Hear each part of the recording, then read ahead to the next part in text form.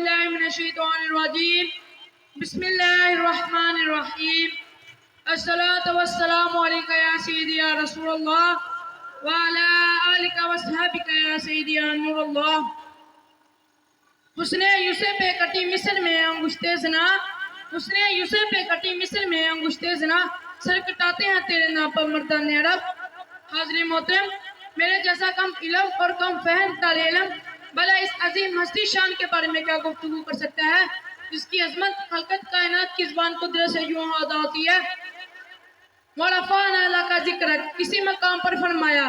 اِنَّا آتَيْنَاكَ الْكَوْثَرَ، اور کہیں یا ایُّہَا الْمُزَمِّلُ، اور یا ایُّہَا الْمُدَثِّرُ کہہ کے خطاب فرمایا۔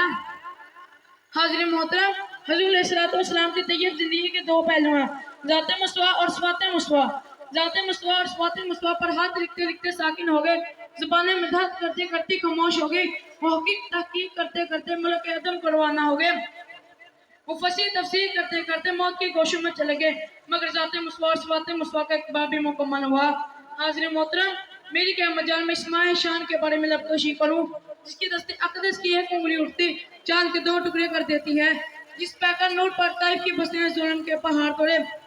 مگر زبان اقدس سے بدوا تک نہ نکی، بلکہ بقول اندر کلوئی دعا مانگتے ہیں یا الہی قوم کو چشمے بسی دے، بے خبر ہیں بچارے تو انہیں نور ہدایت دے، بے خبر ہیں بچارے تو انہیں نور ہدایت دے۔ حاضر محترم، حضور علیہ السلام کی رحمت کا یہ عالم تھا کہ آپ نے حضرت عبداللہ بن عباس جیسے مفسر قرآن تیار فرمائے، ان کا تفسیر قرآن سے دنیا قیامت تک استفادہ کرتے رہے گی۔ آپ نے ایسے سپاہ سالار پیدا فرمائے جنہیں دنیا خالد بن ولید کے نام سے جانتی ہے، سچائی کی تربیت کی، صدیق اکبر بنا دیا، عدل کا درس دیا، فاروق اعظم بنا دیا، سخاوت کی نظر اٹھائی، عثمان غنی بنا دیا، اور مکتب سجاد میں علی شیخ خدا بنا دیا۔ اور آخر میں حاضرین کو یہ پیغام دے کر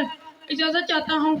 محبت کی نظر اہل وفا کی شان پیدا کر، محبت کی نظر اہل وفا کی شان پیدا کر، بلندی اور ہستی کی ذرا پہچان کر۔ وَمَا عَلَيْنَا إِلَّا الْبَلَاغُ الْمُبِينُ۔